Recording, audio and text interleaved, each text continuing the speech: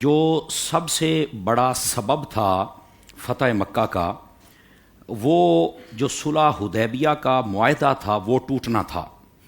وہ جب ٹوٹ گیا تو اس کے بعد یہ سارے راستے کھلے اور بات پھر فتح مکہ تک جا پہنچی۔ ٹھیک ہے، لیکن حضرت حافظ صاحب یہ کہنے کو تو دو لفظ ہیں کہ صلح حدیبیہ والا یہ معاہدہ ٹوٹ گیا، یہ کہنے کے لیے صرف دو لفظ ہیں، لیکن اس کے پیچھے اگر دیکھا جائے تو وہ جو وعدہ الہیہ تھا جب آقا کریم علیہ السلام مکہ سے نکل رہے تھے اور مڑ مڑ کے خانہ کعبہ کو دیکھ رہے تھے اور آپ کہہ رہے تھے کہ اے کعبہ مجھے تجھ سے بڑی محبت ہے، میں یہیں پیدا ہوا، یہی میرا شہر ہے، تو وہاں پر جو وعدہ کیا گیا تھا کہ محبوب ہم آپ کو یہاں پر لائیں گے، اور جا تو رہے تھے رات کے اندھیرے میں، جب واپس آئے تو پھر دن کے اجالوں میں آپ تشریف لائے تھے اور پھر شان و شوکت کے ساتھ آپ تشریف لائے تھے۔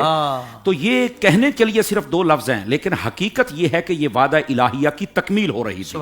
اچھا، پھر دوسری بات یہ ہے کہ یہ جو حدیبیہ والا وعدہ تھا اور معاہدہ تھا، آخر یہ توڑنے کی نوبت ہی کیوں آئی؟ اس میں ایک وجہ یہ تھی کہ جو کفار قریش تھے ان کو جب یہ پتا چلا کہ جنگ موتا یا موتا دونوں لفظ پڑے گئے ہیں یہ ہوئی ہے، اور اس کے اندر مسلمانوں کی وہ دھاک نہیں بیٹھ سکی جیسے کہ پہلی جنگوں میں بیٹھتی تھی، انہوں نے وہاں سے یہ تصور اخذ کر لیا کہ مسلمان کمزور ہو چکے ہیں۔ اچھا، ایک ان کے ذہن میں یہ آ گیا، جب کوئی اگلے کو کمزور سمجھنا شروع کر دینا تو وہ پھر اگلی پلانیں بھی کرتا ہے، یہ میرا دشمن ہے اور کمزور ہو گیا ہے، تو اب میں نے ان کو کسی طرح زیر کرنا ہی کرنا ہے۔ اچھا، ایک سبب ان کے ذہن میں یہ تھا۔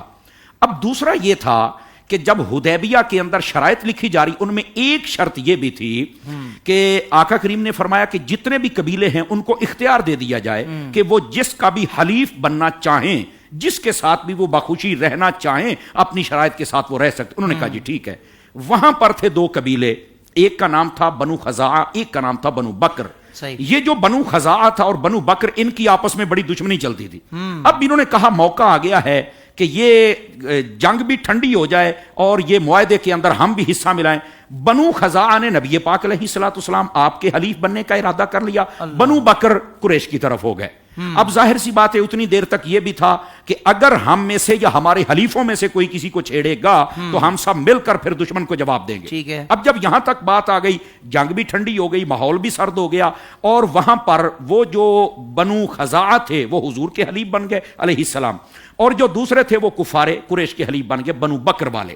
اچھا، یہ جب بن گئے، یہ معاہدات تقریباً 18 ماہ تک چلا حافظ صاحب۔ حالانکہ علامہ آلوسی رحمت اللہ تعالی علیہ آپ نے لکھا ہے کہ اس معاہدے کی جو مدت تھی وہ 10 سالوں تک بیان کی گئی ہے، کہ 10 سالہ اس کی مدت تھی کہ 10 سال تک اس معاہدے کو فریقین نہیں توڑ سکتے۔ اب ہوا کیا کہ جب یہ معاہدہ ہو گیا، نبی پاک علیہ السلام واپس تشریف لے، آخر اللہ کی حکمتوں نے اپنا رنگ تو دکھانا ہی تھا۔ جب ادھر جنگ موتا ہوئی اور مسلمانوں کی وہ اٹھان نہ بن سکی بظاہر، وہاں پر انہوں نے کمزور سمجھ لیا۔ دوسرا ان کے دل میں تکلیف یہ تھی کفار قریش کے کہ یہ جو قبیلہ بنو خزاعہ والے ہیں یہ مسلمانوں کے حلیف کیوں بنے ہیں، ان کو یہ بھی ایک درد تھا۔ اچھا، یہ دو درد اکٹھے ہو گئے۔ اب ایک تیسرا کام انہوں نے کیا، ان کا ایک بندہ تھا شاعر، اس نے نا نبی پاک علیہ السلام کے خلاف شعر لکھنا شروع کر دیے۔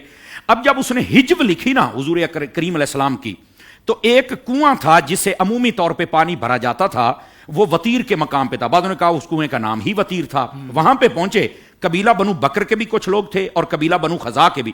بنو بکر جو قبیلہ تھا ان میں سے ایک بندے نے حضور کے خلاف شعر پڑھنا شروع کر دیے۔ یہ تیسرا سبب بتا رہا ہوں۔ اس نے جب شعر پڑھے نا تو بنو خزاعہ کا بندہ بولا، اس نے کہا جناب آپ یہ شعر نہیں پڑھ سکتے۔ کیوں؟ اس نے کہا محمد عربی صلی اللہ علیہ وسلم ہمارے حلیف ہیں اور ہم اپنے حلیف کے خلاف کوئی بات نہیں سن سکتے۔ بالکل صحیح۔ اب یہاں سے ناموس رسالت پر پہرا دینے کا جذبہ بھی ظاہر ہوتا ہے نا، کہ آپ جب حضور کے ہو گئے ہیں تو پھر آپ ان کے خلاف بات کیوں سنتے ہیں جناب؟ انہوں نے کہا آپ بات نہیں کر سکتے۔ انہوں نے جب یہ کہا نا کہ نہیں بھی ہم تو بات کریں گے، تو انہوں نے کہا پھر ہم تمہیں بات نہیں کرنے دیں گے۔ یہ اصل مین پوائنٹ بنا اس ٹوٹنے کا۔